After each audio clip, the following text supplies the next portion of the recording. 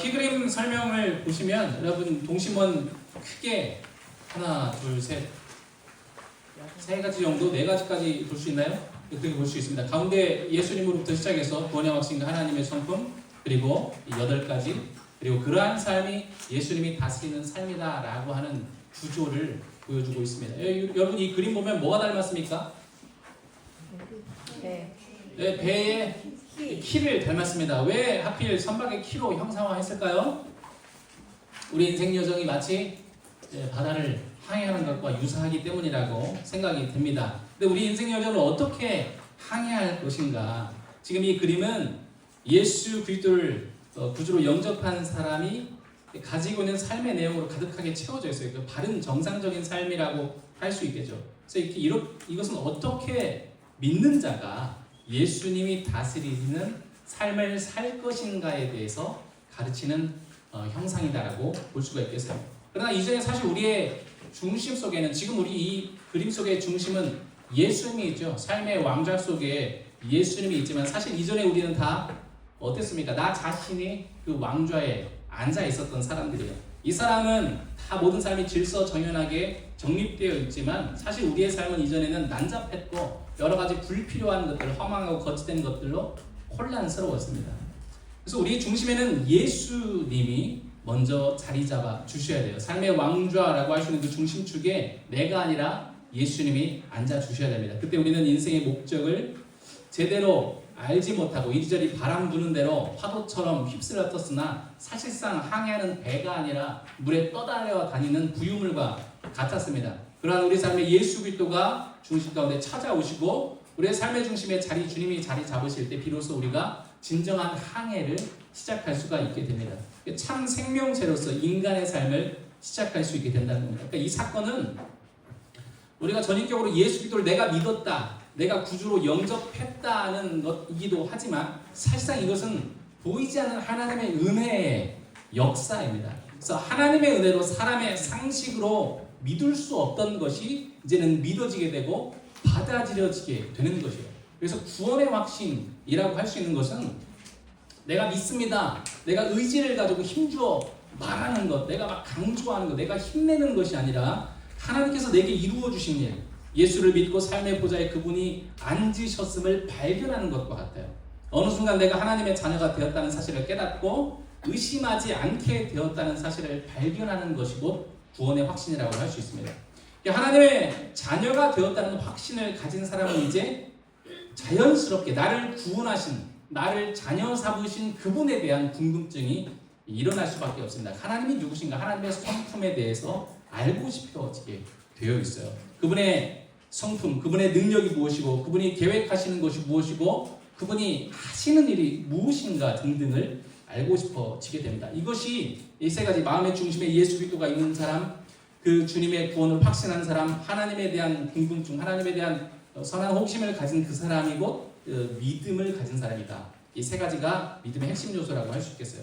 이제는 이 삶의 여정으로 들어가 보면 이런 귀한 하나님 예수님이 다스리는 삶을 사는 자의 그 순서라고 할 수 있겠어요. 그 사람의 시작이 무엇으로부터 시작할 수 있을까? 성경으로부터 시작되게 됩니다. 하나님께서 당신을 알고자 하시는 자녀들에게 하나님이 누구신가 알고 싶어하는 자에게는 반드시 자기 자신을 드러내어 주십니다. 이게 신학용어로 계시라고 하죠. 어떻게, 무엇으로 그러면 하나님 우리에게 당신을 가르쳐 주실까요? 여러 가지 우리가 상상할 수 있겠지만 가장 확실하게 유일한 진리의 표준 교본으로 우리에게 주신 것이 무엇이냐? 바로 성경입니다.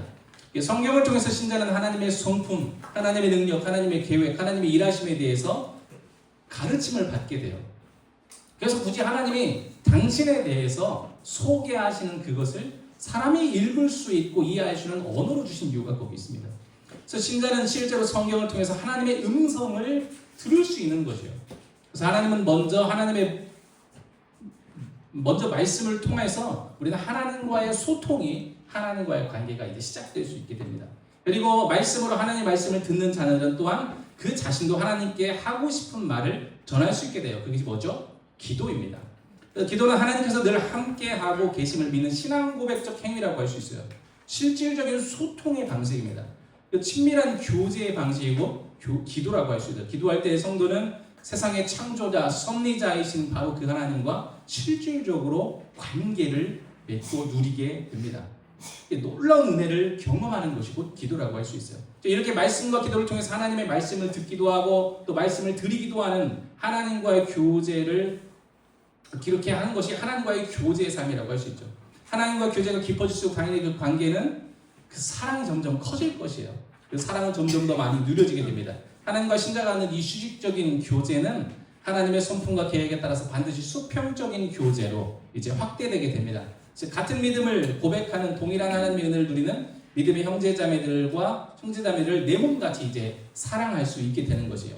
그리고 우리가 하나님 안에서 한 가족임을 분명하게 믿고 경험하는 교제는 더 확장되게 됩니다. 교회의 울타리를 넘어서게 되어서 지금 당장은 아니라 할지라도 잠재적으로 나의 형제가 되고 나의 자매가 될 교회 바깥의 비신자들을 향하게 됩니다. 그래서 그들도 나와 같이 참 생명을 얻고 같은 복을 누리게 되기를 바라는 마음으로 전도하게 되는 거죠.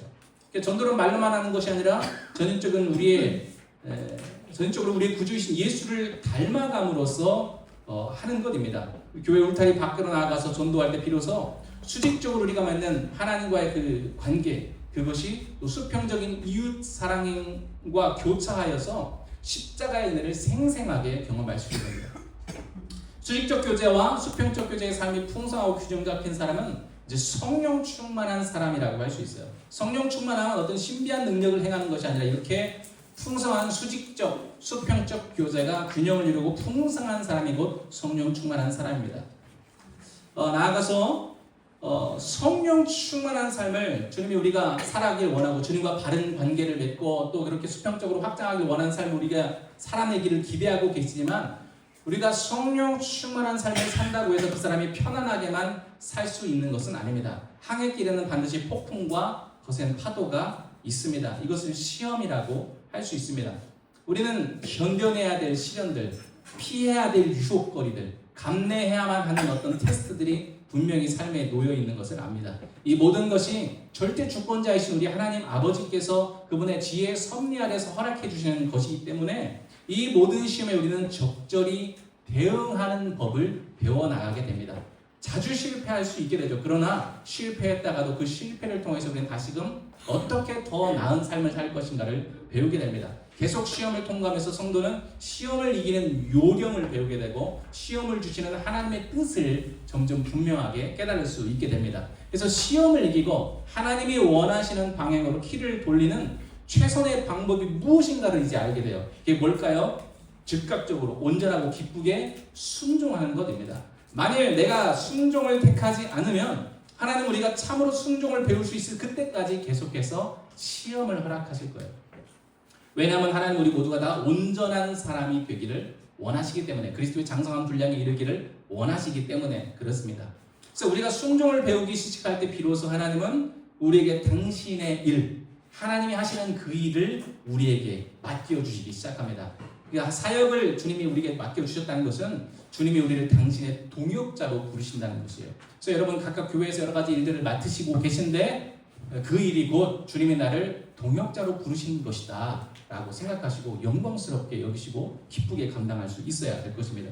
그리스도인의 사역은 그냥 감당할 수 있는 것이 아닙니다. 지금까지 여러분 성령부터 시작해서 시계 방향으로 사역까지 왔습니다. 이 순서를 밟아서 말씀과 기도로 하나님과 수직적 교제가 바르게 세워져야 하고 그 사랑을 바탕으로 해서 교제와 전도로 수평적으로 그 사랑의 교제는 확대되어야 합니다. 이렇게 십자가의 관계성을 온전히 소유할 때 우리는 하나님의 올바른 사명자, 사역자로서 세워질 수 있게 되는 것입니다.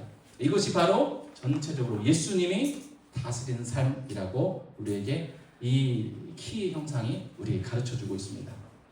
여기까지. 장재훈 목사님이 설명해 주신 거를 제가 제 언어로 설명을 할 거예요. 근데 이게 제 언어로 설명하는 것뿐만 아니라 이제 여러분도 이거를 본인들의 언어로 가져야 돼요. 근데 여기가 빡자니까 엄청 떨려요. 예수님을 믿고 예수님을 믿기 전에는 우리의 중심에 내 자아가 있었습니다. 근데 예수님을 믿음으로 우리 안에 예수 그리스도가 중심이 되시고, 아까는 여기에 예수님이 나중에 나왔는데 우리가 할 때는 그리는 거기 때문에 예수님이 우리의 중심에 오십니다. 예수님이 우리의 중심에 오시면 예수님을 믿고 구원의 확신이 생깁니다. 구원의 확신이 생기고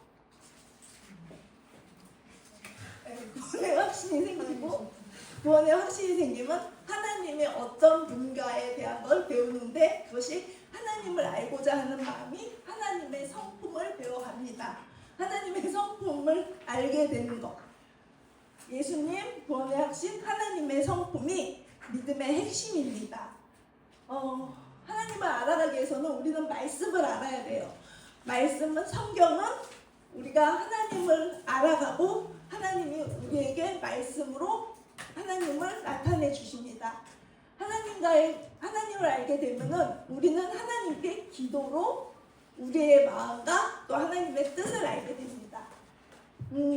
기도를 통해서 하나님의 뜻을 알게 되면 하나님과 수직적인 관계가 깊어지고, 하나님과 수직적인 관계가 잘 맺어지면은 성도 간의 수평적인 교제가 이루어집니다. 하나님과의 수평적인 교제가 이루어지고 성도 간의 수평적인 교제가 이루어질 때 올바른 믿음 생활을 할 수 있고, 그때 우리가 믿지 않는 사람들에게 하나님을 인격적으로 만날 수 있게 전도를 합니다. 전도를 하기 위해서 또한 우리가 성령 충만해야 하는데, 성령 충만함으로 우리가 올바른 신앙생활을 할 수 있습니다. 입이 던짝불락 맞아요. 성령 충만한 삶으로 우리가 인도받고, 성령 충만하지만 시험을 당합니다. 시험을 왜 당하냐면, 성령 충만하다고 시험이 피해가는 것이 아니라 사단은 우리를 공격하고, 그러므로 시험을 어떻게 이기나를 우리는 알아가야 합니다. 시험을 이기기 위해서는 순종의 삶이 필요합니다. 순종을 통해서 하나님이 우리에게 말씀하신 것들을 따라갈 때에 우리를 사역의 삶으로 이끌어 가십니다. 또한 사역의 비전도 주십니다. 이렇게 우리의 삶의 키를